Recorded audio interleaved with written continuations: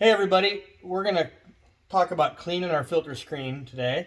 This is our 60 micron typical screen that we use for engine oil most of the time. This just came out of our late model over here, and we inspected it really good first and looks pretty clean. No bearing material or anything, which is great.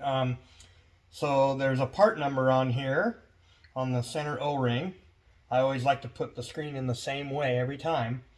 That way you can flip it over and flush it out from the backside opposite the flow. So we're going to turn our solvent tank on here. We're going to scrub it out, put some solvent through it, clean both sides of it. We don't want to ever let this soak because it could over time damage the rubber O-rings on the screen. So we got it good and clean there. And then we're going to take our air hose here and we're just going to blow it out from the back side.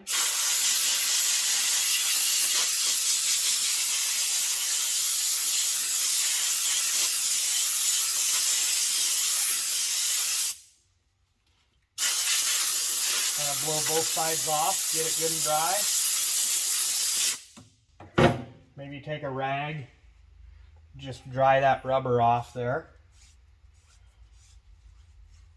Clean, just make sure it's good and clean. Sometimes you can also look through it and hold it up to a light and look through it, make sure it's good and clean, and then it's ready for its next use.